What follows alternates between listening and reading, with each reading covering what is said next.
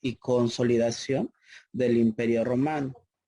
Este se va a desarrollar a mediados del siglo II antes de Cristo, en el cual el Imperio Romano somete a las naciones griegas y va a absorber su cultura, ¿no? Este va a helenizar al Imperio griego, a las naciones griegas, ¿no? Es algo muy interesante que tenemos que conocer dentro del cual se va a ir desarrollando este periodo. Esta etapa de la filosofía, chicos, que pertenece al auge y también al declive del esclavismo, estuvo marcado por rebeliones de esclavos y luchas de emancipación, ¿no? Todo esto llevó a problemas económicos que de alguna u otra manera produjeron crisis sociales, políticas y también culturales, ¿no?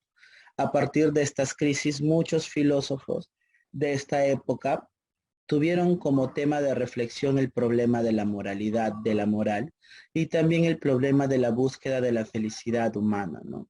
Que ya vemos desde Aristóteles, que era de pronto el fin último que tenía la filosofía, ¿no? El fin último, según Aristóteles, de la filosofía es la búsqueda de la felicidad, ¿no? Tratando los temas éticos como primordiales para poder obtener esta felicidad. Ahí en el cual nosotros, por la búsqueda de la felicidad, decíamos que la ética de Aristóteles es una ética eudemonista, pues, ¿no? Dentro de esto nosotros vamos a encontrar a las primeras escuelas helenístico-romanas, ¿no? Dentro de ello encontramos al cinismo. ¿Qué es lo que nos va a pregonar el cinismo? Pues, ¿no? Esta va a ser una escuela que es fundada por Antístenes, ¿no? Su máximo representante es Diógenes de Sinope. Aquí nosotros vamos a encontrar que hay una gran influencia socrática dentro de esta escuela helenístico-romana, ¿no? Acá nosotros vamos a ver que esta va a surgir después de Sócrates, juntos con la escuela de los cirenaicos y también la escuela de los megáricos, ¿no? El cinismo posteriormente se va a difundir hasta el periodo helenístico romano. Cinismo proviene del griego kinos, ¿no? Que significa perro. Así se llamaban de manera despectiva a estos filósofos, ¿no? Por el modo de vida que adoptaron. Los chicos se caracterizaban ¿por qué? Se caracterizaban por lo siguiente. Un momentito, por favor. ¿Alguno de ustedes me está escribiendo? A ver, ¿quién? Ah, ok, perfecto.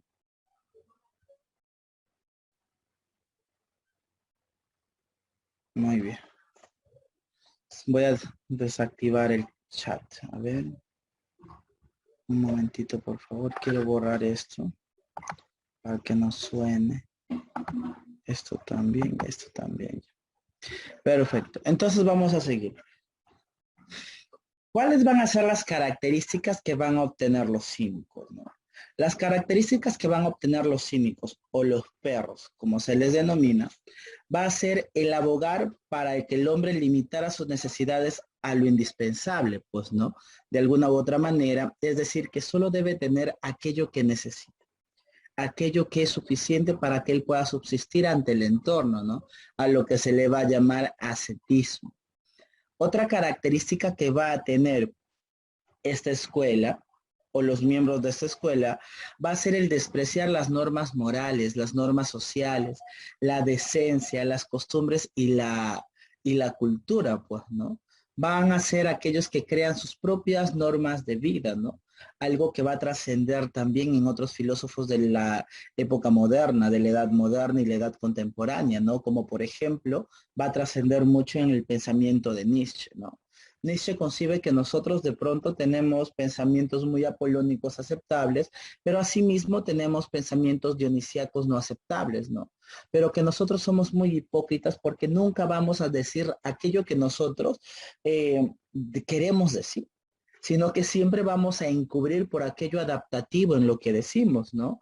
Si yo tengo enfrente a una persona desnuda y de repente mi pensamiento dice, ve, tócalo o tócala, de repente yo no lo voy a hacer. Y si a mí me preguntan, yo no le voy a decir. Ah, yo le voy a decir, le daría ropa de repente, ¿no? O de repente, no sé, me acercaría y le diría que se ve mal. pero en realidad ese no es mi pensamiento y esos no son mis deseos. Y entonces yo estoy tratando de encubrir por lo que la sociedad acepta, pero en realidad es lo que yo quiero, es lo que yo acepto. No, ¿verdad? Es por ello que ellos despreciaban estas normas morales, pues, ¿no? También los cínicos van a renunciar a las riquezas, renuncian a la gloria y a la satisfacción de los sentidos, ¿no? Son personas muy interiorizadas en cuanto a la expresión del placer, en cuanto a la expresión hedonística, pues, ¿no? Ellos renuncian a todos estos tipos de placeres y viven una vida con un placer que ellos mismos van de alguna u otra manera concibiendo, que van gestando, pues, ¿no? También se caracterizan por sostener que la virtud es el único bien y que consiste en el desprecio de todo bien físico y las conveniencias sociales y familiares, pues la felicidad consiste en desprenderse de toda atadura para ser plenamente libres. Las relaciones no deben existir a tal grado de vincularse afectivamente con las personas, sino cada uno debe vivir según su estilo de vida, según la creencia de vida, según lo que concibe como bueno, y no debe dejarse llevar por aquellos sentimientos que de alguna u otra manera hacen mediocre a la persona, pues no, hacen que se vinculen y que se profundicen al sentimiento físico. Lo que buscan es un sentimiento más espiritual. Lo que buscan es un placer más interno, un placer más consigo mismo. ¿De acuerdo? ¿Está claro? ¿Está claro lo que explicamos del cinismo? Perfecto, muy bien.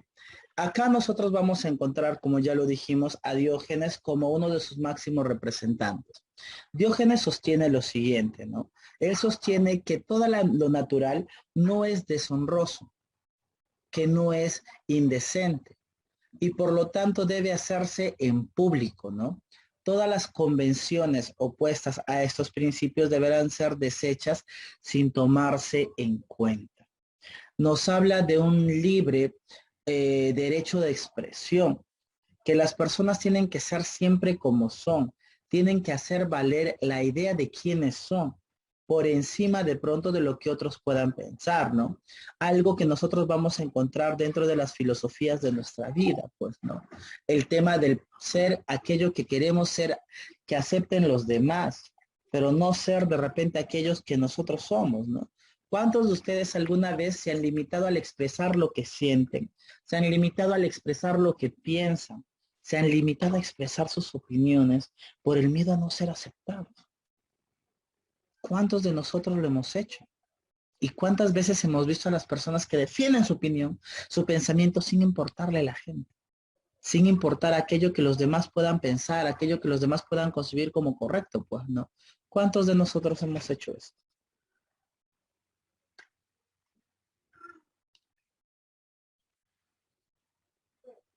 Chicos, chicas,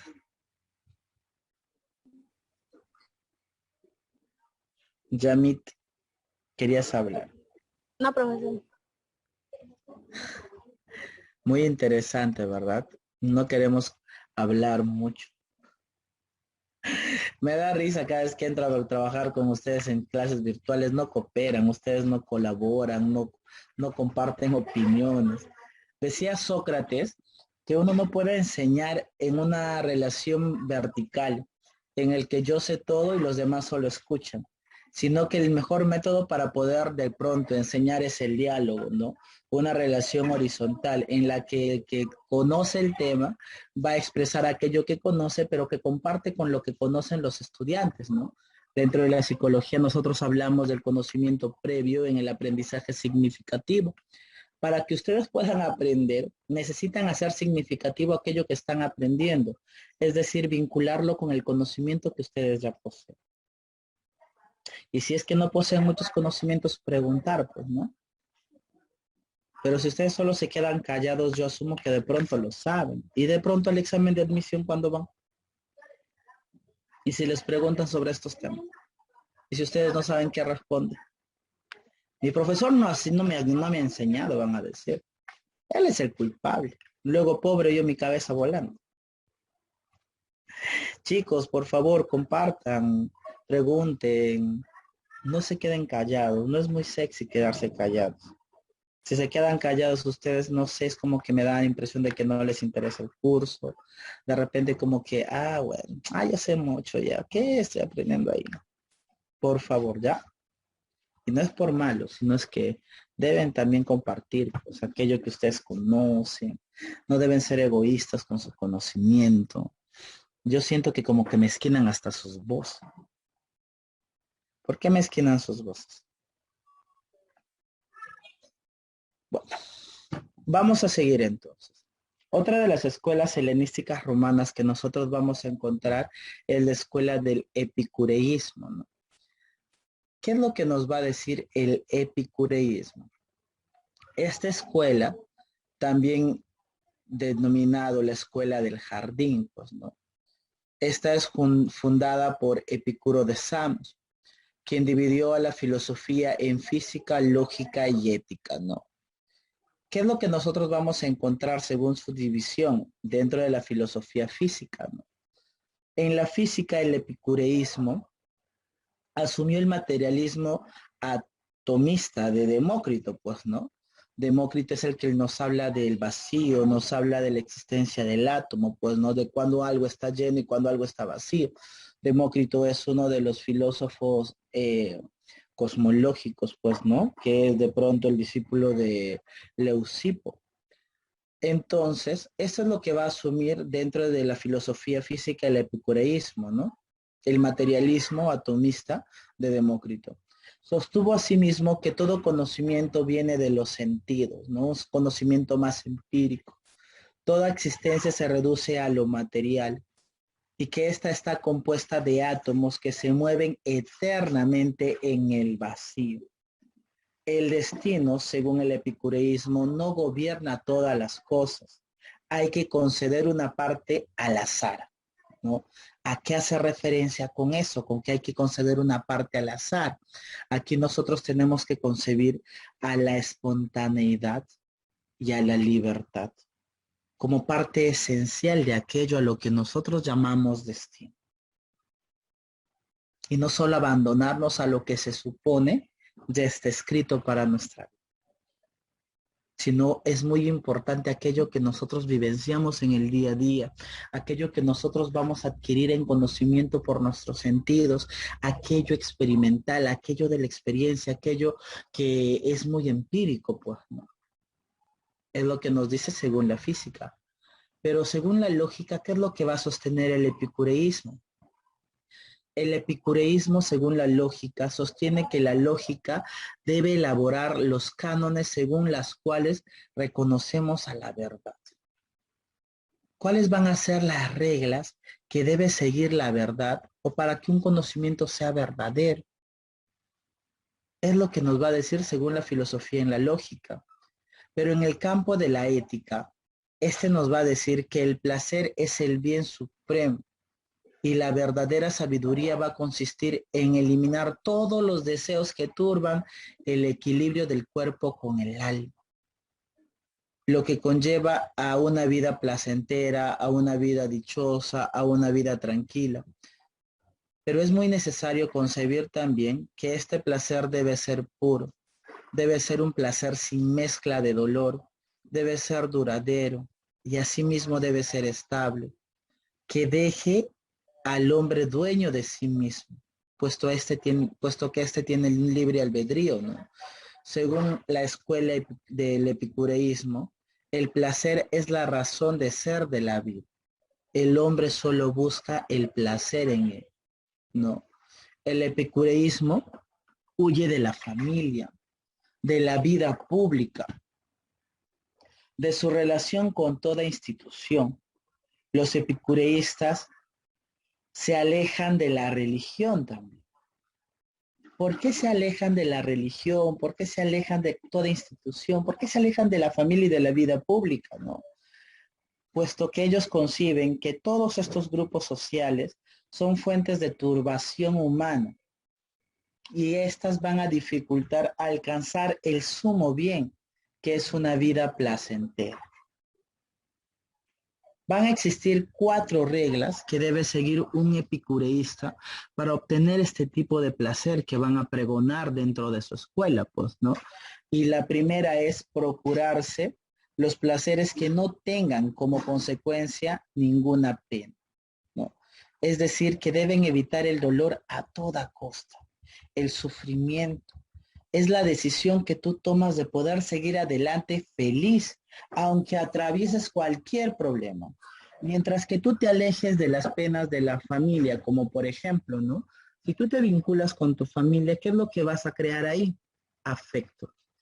Y el dolor es mayor ante la pérdida cuando más afecto hay. Por ejemplo, con nuestros padres. Como nuestros padres son nuestros vínculos de afecto más cercanos, entonces ante su pérdida el dolor va a ser mucho. Entonces este dolor va de alguna u otra manera a opacar el placer que tiene la vida del epicureísta. Es por eso que se van a alejar más de ellos, ¿no? Y de todo grupo social se van a alejar de todo ello. Son como que personas que crean como un tipo de secta que solo van a concebir esa idea y que no va a haber sufrimiento dentro de sus vidas, ¿no? Aunque esto si nosotros lo aterrizamos a lo real es difícil.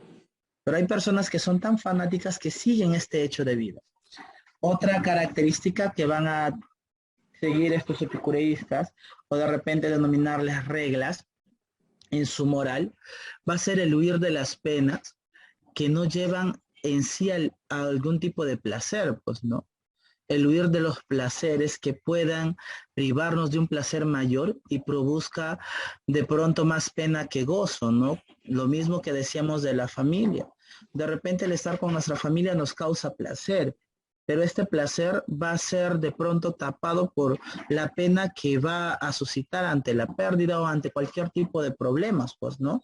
El epicureísta concibe eso, que de pronto si tenemos problemas en nuestra familia, problemas con nuestra pareja, problemas con nuestros padres, estos nos van a afectar bastante y todo el placer que podamos sentir en la familia se va a ver opacada y ellos no buscan esto. Ellos buscan un placer que se dé siempre, un placer que sea transparente, un placer que sea único y que no sea cambiable, que no se opaque con ninguna situación. ¿De acuerdo? Vamos a encontrar también aquí, como regla de su moral, que soportar las penas que nos evitan aflicciones mayores o nos proporcionan de pronto un placer más grande, ¿no? Eso es lo que sí debe ser soportable, como por ejemplo, ¿qué pena puede ser soportable en relación al placer máximo que puedas obtener?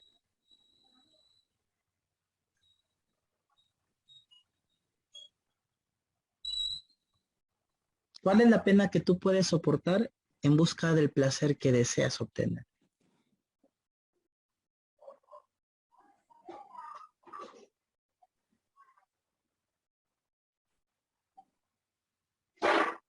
Chicos, ¿están ahí?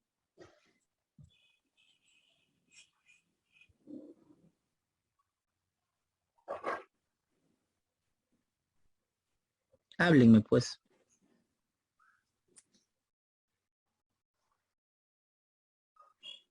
¿Cuál es la pena más grande que pueda soportar el hombre siendo epicureísta que valga el placer que está deseando? ¿La edad?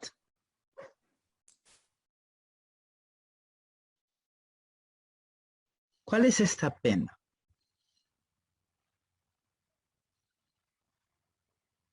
¿No les daría pena de pronto quedarse ustedes solos? Si ustedes se privan de todo vínculo social, si ustedes se privan de pronto ah, de cualquier vínculo afectivo, ¿no sentirían pena? ¿No se sentirían solos, chicos?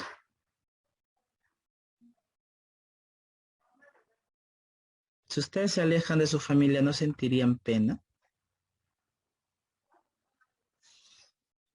Hablen, pues. Profe. Sí se sentiría pena, ¿verdad? Pero ellos conciben que esta pena es como que soportable en el sentido de que vale la pena, pues, ¿no? Vale la pena, ¿por qué? Porque con eso yo voy a evitarme más sufrimiento y voy a seguir manteniendo la felicidad que yo deseo, el placer que yo deseo. Esta pena será de pronto efímera o de pronto estará por un tiempo, pero luego va a desaparecer.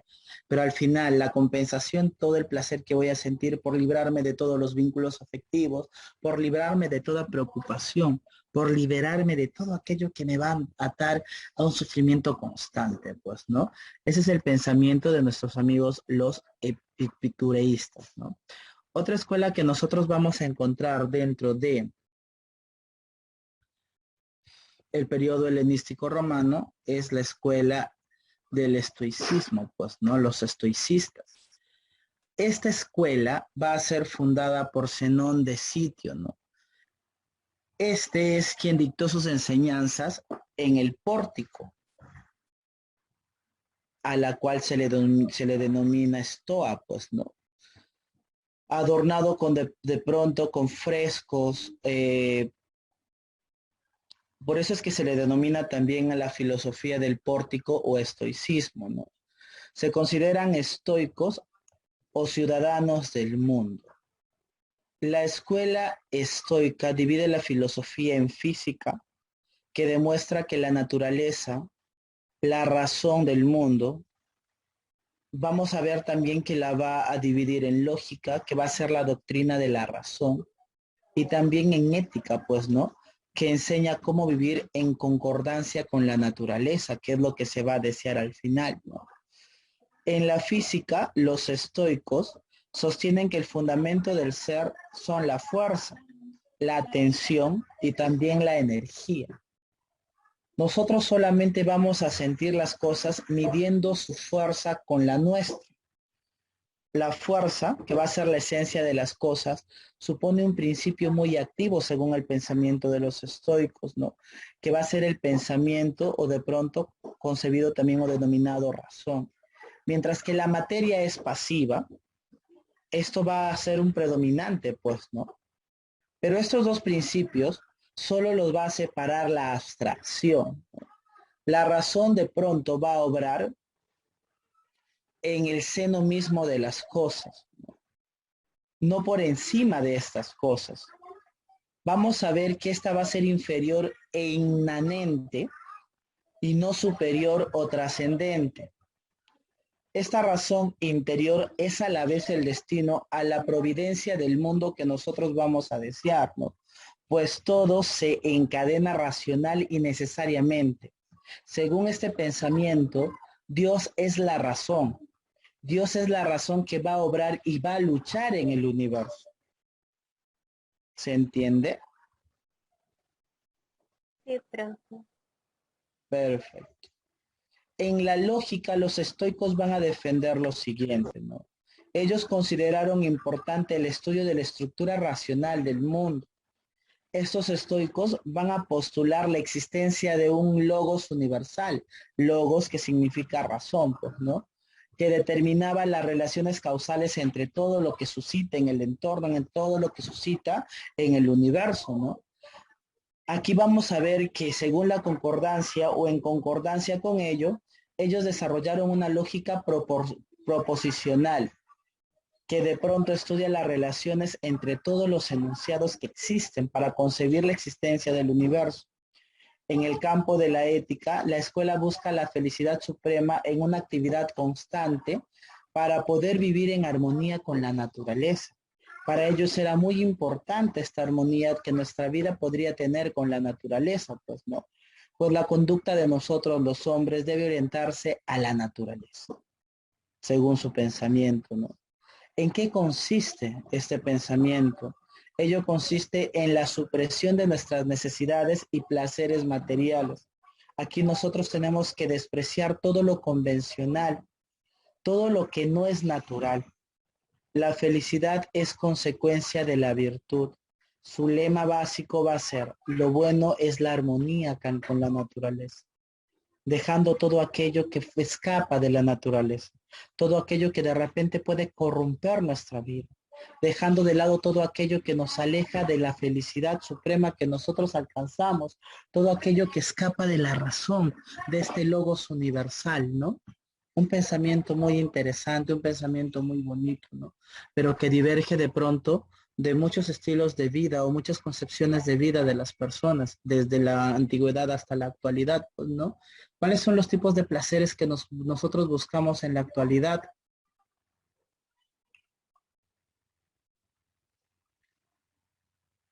¿Cuáles son estos tipos de placeres que nosotros buscamos en la actualidad?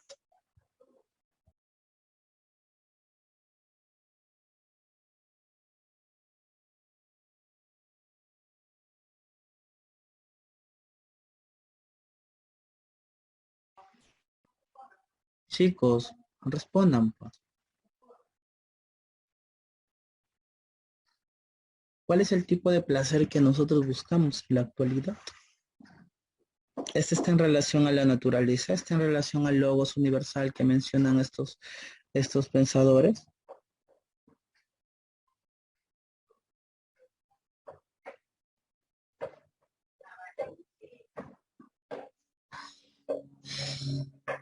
¿Qué opinan al respecto? Ustedes, desde su propia experiencia, ¿qué es lo que buscan en la vida para poder obtener placer?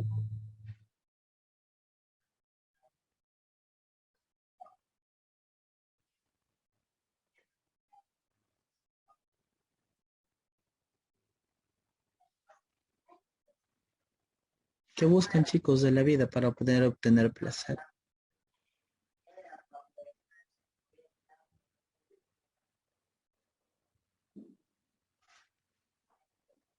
Díganme.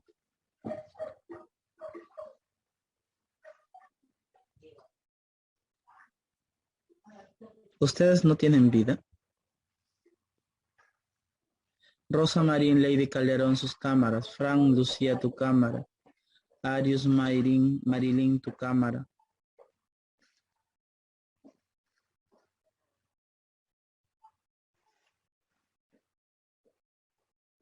¿Por qué les cuesta responder?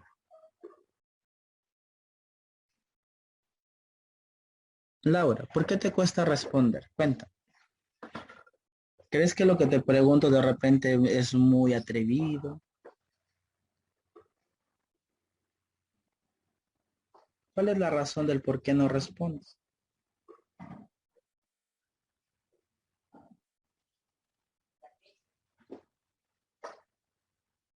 Ángela, has entrado con otra cuenta. El profesor es la cuenta de mi mamá y no me puedo renombrar. Lo desactivé porque hace rato estaban otros alumnos poniéndose cositas muy feas. Cuéntenme, ¿por qué les es imposible interactuar conmigo? ¿Por qué no conversan? ¿Por qué no responden? Es muy incómodo para mí el estar hablando solito. Les pregunto, ustedes no responden. Ya puedes renombrarte, Ángel.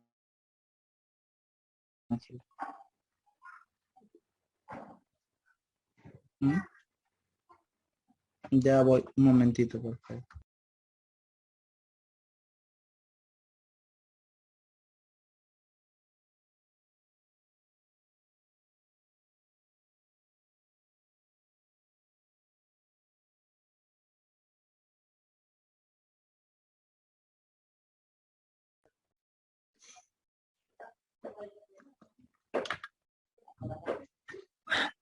Tanto hablar me quedé seco en la garganta. Cuéntenme ya. ¿Qué se les, ¿Por qué se les dificulta interactuar? ¿Qué está pasando con ustedes? ¿Creen que es muy bonito que yo solo hable? No es muy bonito.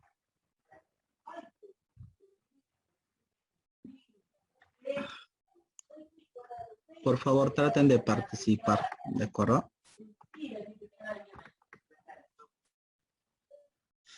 Nosotros en la actualidad lo único que buscamos son placeres carnales, pues ¿no? En el sentido de búsqueda de placer eh, momentáneo, ¿no?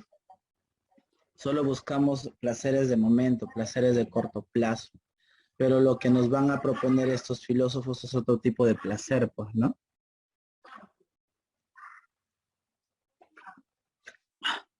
¿Está claro, chicos? Además, vamos a encontrar aquí que ellos van a postular la materialidad de las cosas, pues, ¿no? La divinidad como conciencia del mundo, el alma como parte de la divinidad que se va a integrar a ella después de la muerte, ¿no? Los de esta escuela van a proponer el determinismo divino en la sucesión de los acontecimientos, ¿no? Todo se vaya determinado por el destino, según su pensamiento, y van a llegar a proclamar también la igualdad, van a llegar a proclamar la solidaridad social, las reformas sociales, la fraternidad universal del hombre, el desprecio del dolor y una moral única para poder conseguir aquello que ellos desean conseguir, su felicidad. También denominaron a la sabiduría como la ausencia de las pasiones, ¿no? El estoico va a despreciar al humilde porque no actúa en forma racional. Para los estoicos, los bienes de la tierra, que son la riqueza, la salud, la vida, el placer y la gloria, son considerados como no adaptables, pues, ¿no? Es decir, de pronto como cosas indiferentes, y ellos van a manifestar ante esta situación que no hay hombres malos, sino hombres ignorantes. ¿Y a qué nos recuerda este pensamiento, esta frase? No hay hombres malos, sino hombres ignorantes. ¿A quién nos recuerda?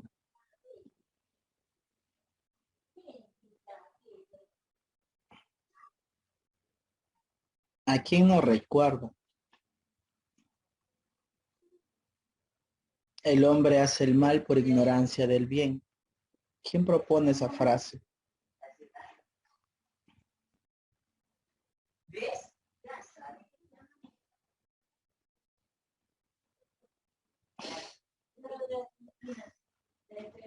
No sé si llorar o reír. ¿A quién nos recuerda la frase? El hombre hace el mal por ignorancia del bien, que se relaciona mucho, porque no existen hombres malos. ¿Cómo? A Sócrates. A Sócrates, ¿verdad? Entonces se relaciona mucho su frase con esta frase de los estoicos, ¿no? Que no hay hombres malos, sino hombres ignorantes, que no usan su razón, pues, ¿no? Y por lo tanto es necesario que nosotros concibamos que antes que castigo, lo que requieren de pronto es instrucción, ¿no? Instrucción y no castigo, porque ellos necesitan conocer. Por falta de conocimiento es que realizan obras malas. También llegaron a decir que para ser bueno o para que nosotros podamos de repente ser sabios, convenía primero examinar nuestra conducta. Segundo, meditar sobre los nobles ejemplos. Y tercero, huir del mundo y también de sus halagos, ¿no? El término estoico, con el transcurrir del tiempo, ha ido de pronto siendo devenido en sinónimos, ¿no? Por ejemplo, como hombre, varón o mujer de pronto, valiente, abnegado, resistente, resistente y muy resistente al dolor, ¿no? Que no se doblega, que no le teme a la muerte y que es capaz de morir con lealtad a sus convicciones principales, ¿no? Que es lo que se propone dentro de esta escuela, que nosotros tenemos que siempre tener una línea firme en nuestra vida, tenemos que respetar aquello que nosotros concebimos como verdadero, aquello que nosotros concebimos como sabiduría, ¿no? Y que por ningún momento debemos dejar de lado esas convicciones y esos principios.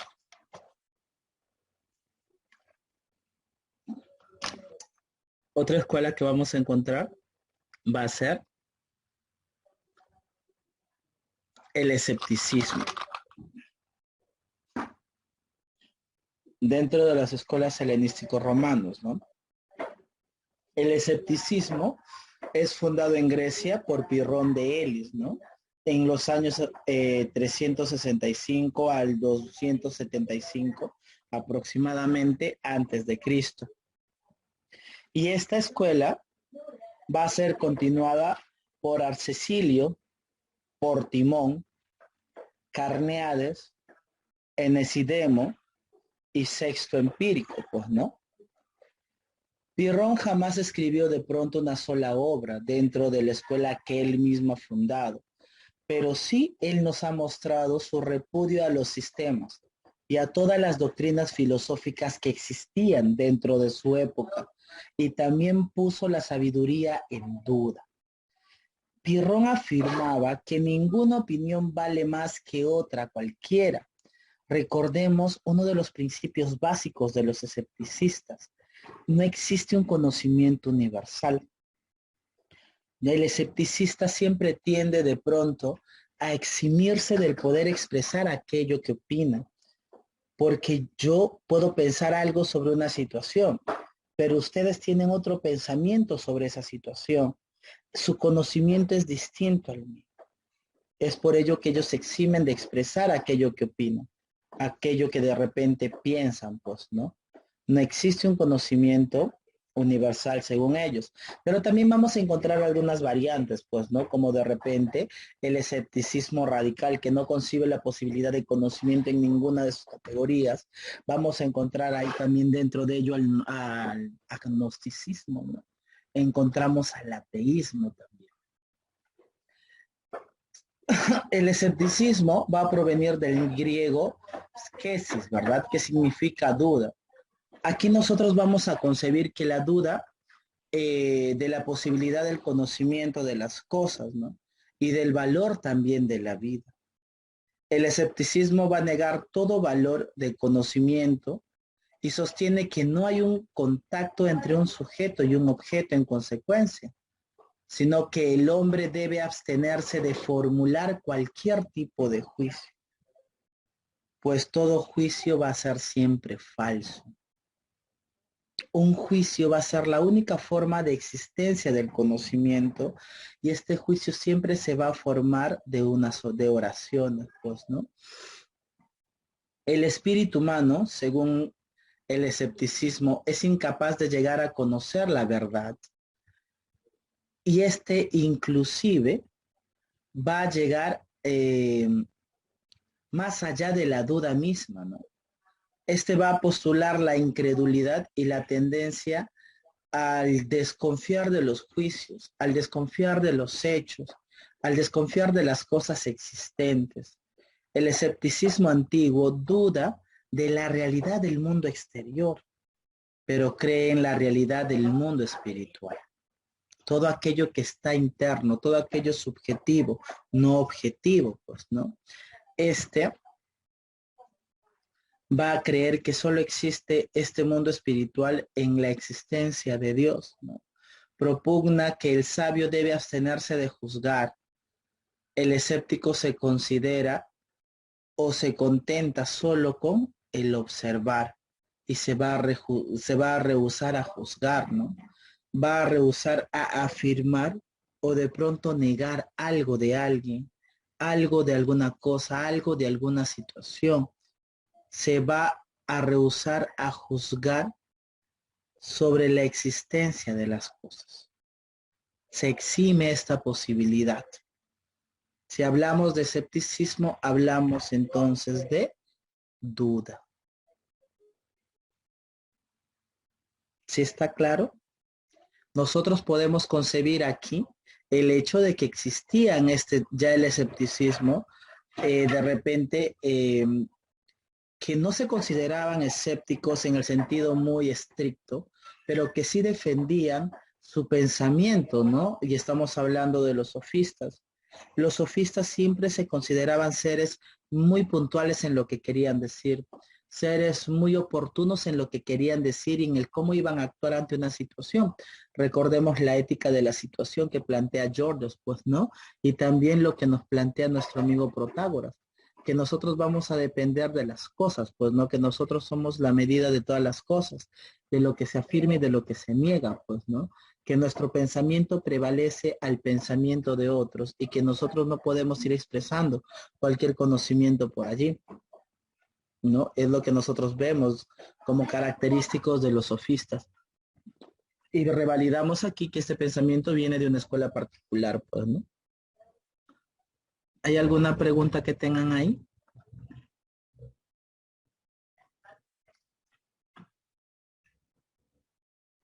¿Hay alguna pregunta que tienen hasta ahí, chicos? No, profe. Muy bien. Vamos a encontrar también aquí al eclecticismo, ¿no?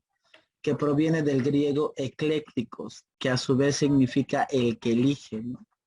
Este va a tener como origen en Alejandría, se va a originar en Alejandría, cuando esa escuela escogía de algunas teorías filosóficas, como por ejemplo el platonismo, el aristotelismo, el epicureísmo, el estoicismo, pues, ¿no?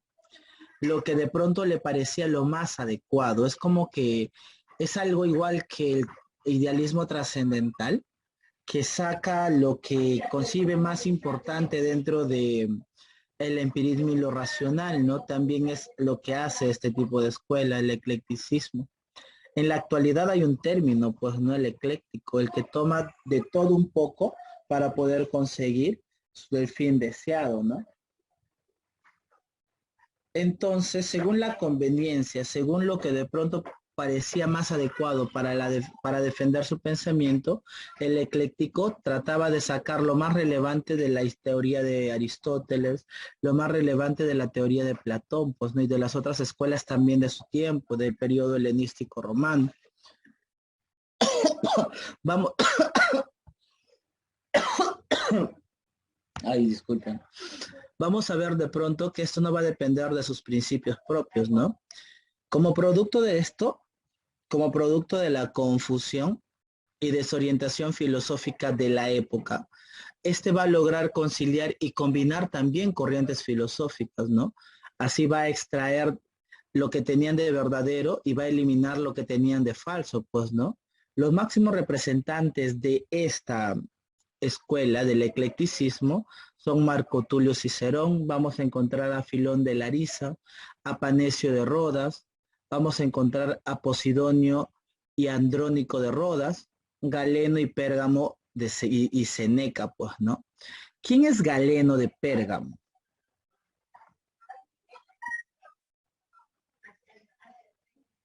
¿Quién es Galeno de Pérgamo?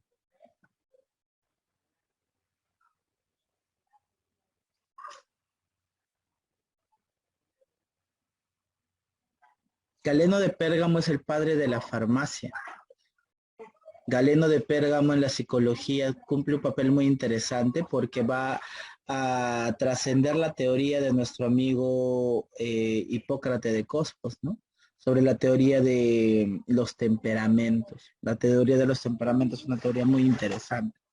Vamos a encontrar asimismo, fuera de del eclecticismo, a el neoplatonismo. Y si nosotros hablamos de neoplatonismo, entonces estamos haciendo referencia a qué? A los nuevos platónicos, pues, ¿no? A los que trascienden de alguna u otra manera la teoría de Platón, pero que asimismo van modificando, haciendo perfectible esta teoría de las ideas de Platón, porque recordemos que después de Platón, la teoría de nuestro amigo Aristóteles se va a ir fundando en la crítica a la teoría de Platón, a la teoría del mundo de las ideas, pues, ¿no? Aquí nosotros vamos a encontrar eh, que va a ser defendida esta postura por Plotino, quien nació en Licópolis, en Egipto, y de pronto vivió en Roma, pues, ¿no? Él va a ser el fundador de la escuela neoplatónica. Este escribió su obra cumbre denominada Eneadas, ¿no? Y esto es muy importante porque esto viene en una pregunta de examen de admisión. ¿Quién escribió Eneadas? Dice. Según lo que estamos viendo, ¿quién es el que escribe?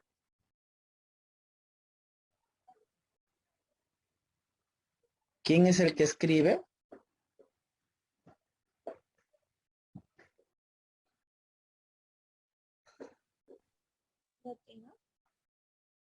Plotino.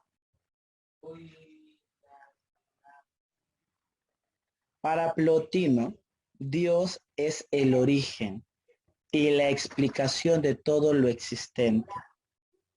Para Plotino, Dios es uno, que rebosa y se expande dando origen a todos los seres. Vemos una concepción más religiosa, ¿no? Recordemos que este periodo se va ya a remontar casi a inicios de lo que vendría a ser el periodo medieval, ¿no? Y dentro del periodo medieval nosotros ya vamos defendiendo lo que vendría a ser el cristianismo. Los filósofos van a salir a defender ese pensamiento, van a salir a conseguir más adeptos para este Cristo, pues, ¿no? Este Cristo que es de pronto el Hijo de Dios, que es el que nos libra del pecado, que es el ser puro, que es el que nos libra del pecado original, pues, ¿no? Entonces hay que concebirlo desde ese aspecto, ¿no? Ya los neoplatónicos van a tener esta idea y es por ello que Plotino va a creer en Dios, que Plotino lo va a concebir como el creador de todo lo que existe, ¿no? Vamos a concebir también la doctrina plotiniana que expresa que el uno no es material, que el uno no es espiritual, no encierra diferentes elementos, no es sublime, que el uno no es grande, ¿no? El uno está por encima de la materia, está por encima del espíritu. Por él existe la materia, nos dice Plotino, por ese uno, pues, ¿no? Y también por él existe el espíritu. Según su pensamiento, el uno va a estar por arriba del ser y este va a ser infinito, es inconmensurable. El uno, que vendría a ser de pronto Dios, crea de sí la diversidad de lo existente. Pero aquí nosotros recordamos también la teoría de Platón. ¿Se dan cuenta de cómo esto se va a asemejar a la teoría que nos propone Platón? De aquello que está sobre todo, del mundo de las ideas, del mundo sensible. Para Plotino, el mundo es una emanación de un principio supremo. El universo tiene una triple constitución, según su pensamiento. Este principio primero, que es el uno, que es Dios, es un principio indeterminado, es un principio inconsciente que genera un segundo principio al cual nosotros vamos a llamar nous, y el nous va a representar, según la teoría, de repente a la mente, al espíritu o de repente a la inteligencia, ¿no? Que también se viene estudiando ya desde Anaxágoras. El nous, la inteligencia, que es algo inmaterial, que va a mover todo lo material para poder formar todo cuanto existe según su pensamiento. Ya hablamos de una dualidad más consolidada en el hombre, del cuerpo mortal, del alma inmortal. Ya vamos hablando de todo ello. Y esto es muy importante y esto es muy bonito dentro de su teoría, pues, ¿no? Va aterrizando todas las teorías habidas y por haber antes de la escuela para poder fomentar un pensamiento más integrado, un pensamiento que pueda de pronto explicar todo aquello que se pregunte, pues no todo aquello que es desconocido para el hombre también. Y ahí vamos a ver que esto, según la teoría también, que sigue la teoría de Platón, este nous se halla en las ideas, dice. El nous produce un tercer principio, y este tercer principio es el alma, que realiza las ideas en el mundo sensible, ¿no? Lo último de la emanación va a ser la materia. Entonces, existe un ser supremo. Este ser supremo es conocido como nous, como este Dios. Este va a propiciar la inteligencia, la mente o el espíritu, el nous. Esta sí misma va a propiciar a la psique, el alma, y que esta sí misma propicia la prisión de la materia. Y que el alma es el que va a dominar la materia, el que le va a empujar a hacer cualquier cosa, el que va a resguardar a la materia. ¿Se entiende?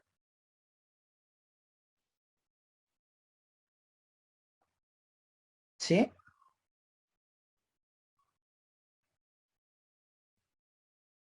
Díganme sí o no. Sí, profesor.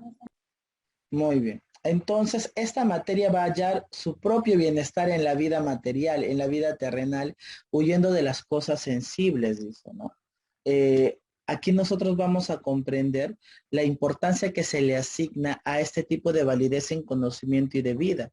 La validez a priori, pues no aquello que sí es y sí se encuentra y que va a transformar aquello que nosotros vamos a observar en el exterior, pues no. De acuerdo con el pensamiento plotiniano, se van a dar las siguientes 3 etapas ascendentes de retorno del hombre hacia Dios, porque ya vimos cómo va emancipando, pues no, cómo va a ir forjándose, pero ahora cómo va a retornar al uno que vendría a ser Dios, pues no. Aquí nosotros vamos a ver que el hombre va a renunciar a los placeres sensibles y que tiene por virtud la catarsis, ¿no? ¿Y qué es la catarsis?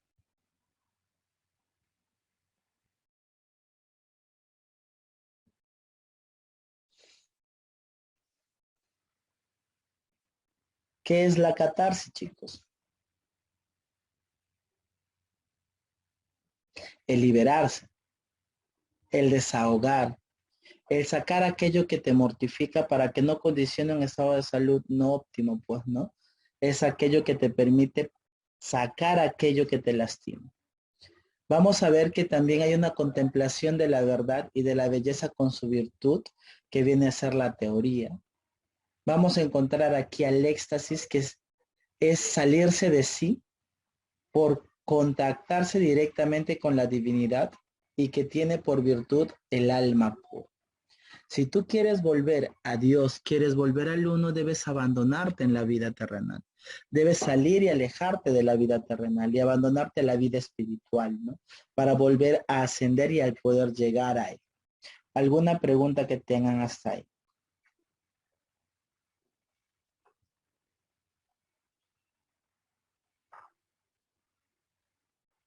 ¿Alguna pregunta que tengan hasta ahí? No, profesor. Muy bien. Entonces, a modo de conclusión del periodo helenístico romano, nosotros podríamos decir que el cinismo proviene del griego kinos, ¿verdad? Que significa Perro. perros, muy bien, que así se llamaban de manera despectiva a estos filósofos, puesto que por el modo de la vida que habían adoptado, pues estos cínicos se caracterizan por rechazar el progreso de la civilización. El epicureísmo, que es fundado por Epicuro de Samos, que divide la filosofía en filosofía física, en filosofía lógica y en filosofía ética, pues, ¿no? Según la filosofía física asumió el materialismo atomista de Demócrito.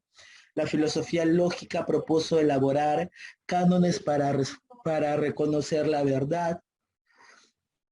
La filosofía ética, que viene a representar el placer y que este placer es el bien supremo que el hombre desea alcanzar. Vamos a encontrar al estoicismo, que también divide la filosofía en física, el cual demuestra en la naturaleza la razón del mundo. La divide en lógica, que es la doctrina de la razón dentro y fuera del hombre, y también en ética, que enseña cómo vivir en concordancia a la naturaleza, ¿no? El escepticismo, que representa la duda.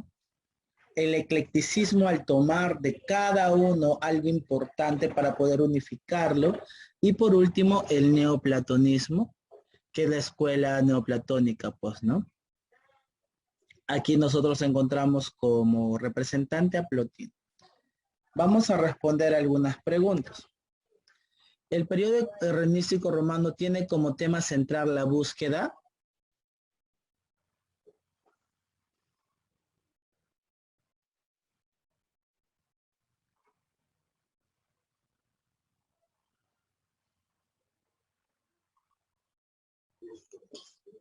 ¿Dólar G? Un momentito. El arjé, ¿qué es lo que nosotros buscamos o dónde buscamos el arjé?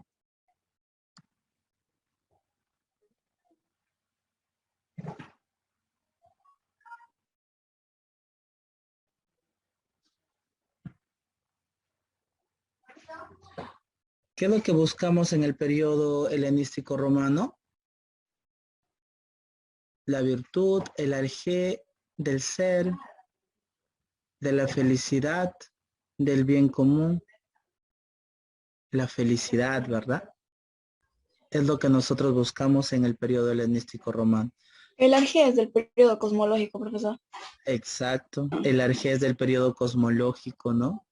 Rosario afirma que se trabaja para tener bienes como casas, autos, joyas, dado que estos objetos producen felicidad. ¿Qué teoría filosófica rechazaría radicalmente la idea de Rosario?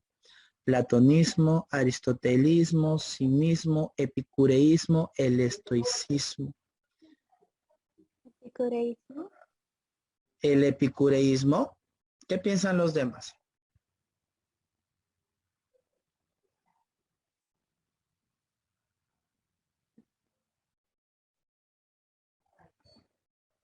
Tu celular. Número desconocido. La respuesta es el epicureísmo, ¿verdad? Les pregunto yo, ¿se ha entendido lo que hemos hecho hace un ratito?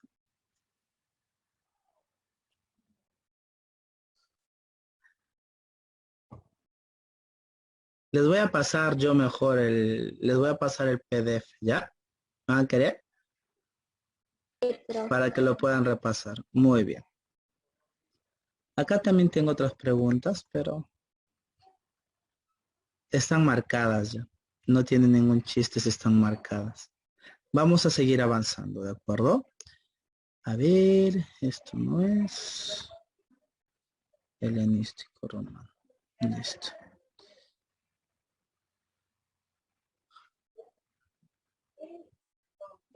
Hola.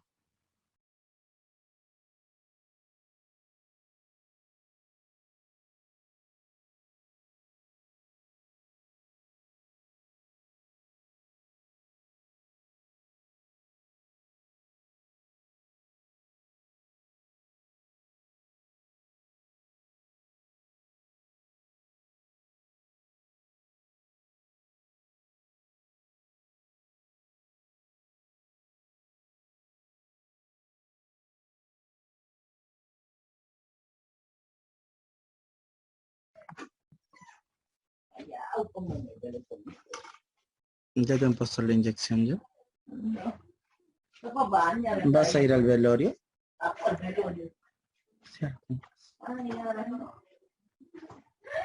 Sí. Seguimos entonces. Con el periodo helenístico romano, nosotros vamos a dejar de lado lo que vendría a ser el estudio de la filosofía antigua y nos vamos a adentrar de pronto al estudio de la filosofía medieval, pues, ¿no? En el cual nosotros tenemos que identificar cuáles son los principales problemas que se abordaron dentro de este periodo. El estudio va a abocarse al estudio de los dos grandes periodos dentro de la filosofía medieval, que van a ser la patrística, que va a estar de pronto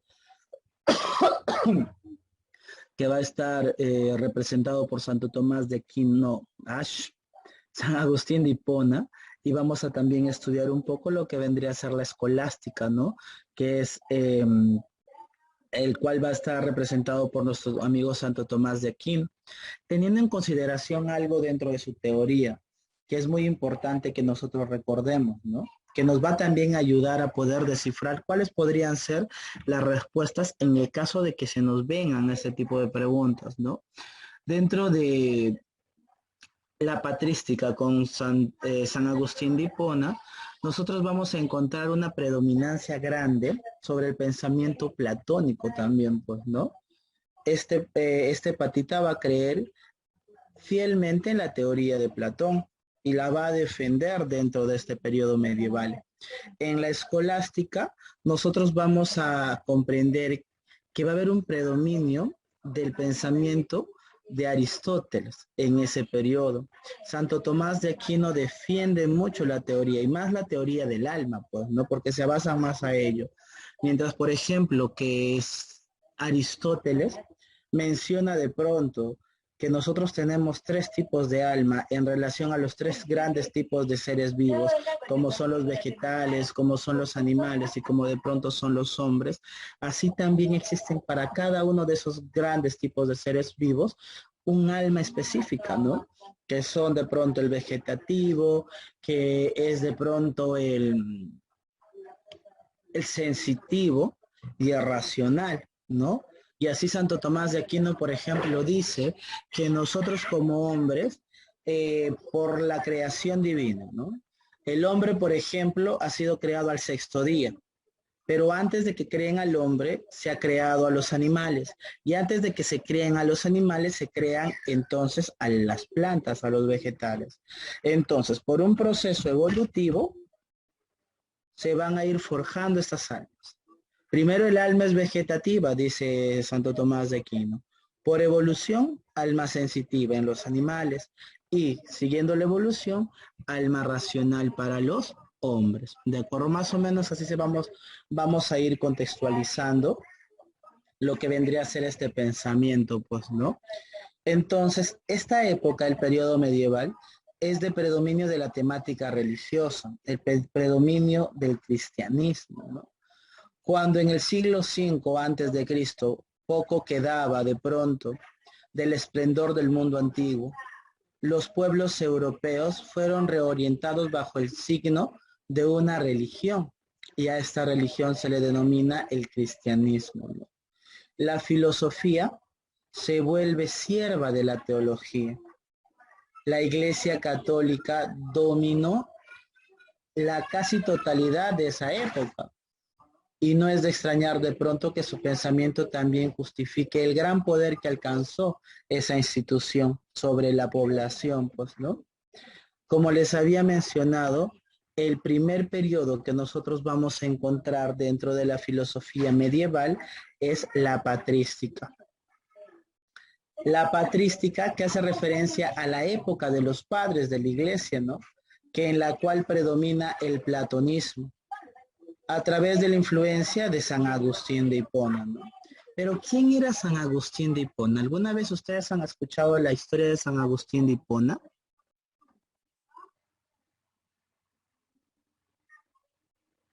¿Ustedes han escuchado la historia de San Agustín? ¿Quién es San Agustín de Hipona? San Yo no. Agustín, San Agustín de Hipona es madre. San Agustín de Hipona es hijo de Santa Mónica, ¿no? Es hijo de Santa Mónica. Lo siento, escuchan a mi sobrino que está hablando, ¿verdad?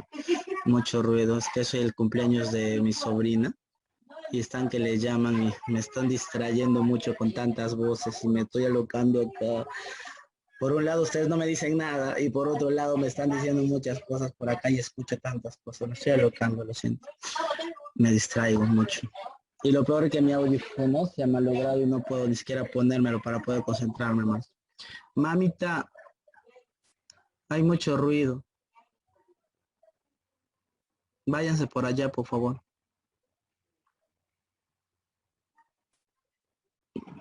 Ya. San Agustín, lo siento.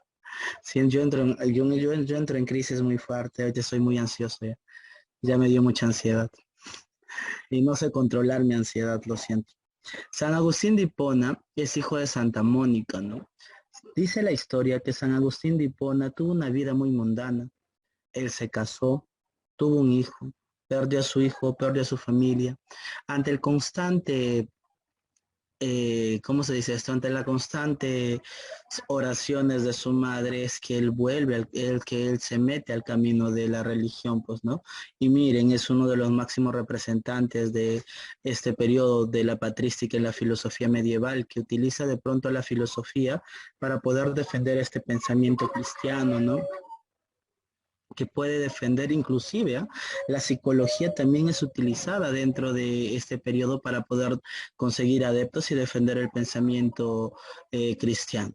Chicos, aquí nos vamos a quedar hoy día, ¿ya? En la siguiente clase vamos a seguir con el tema del periodo medieval y ya creo que mañana nos vemos, no, mañana nos vemos, no, sábado, ¿no? Sábado nos vemos para las clases de psicología. Un abrazo, cuídense.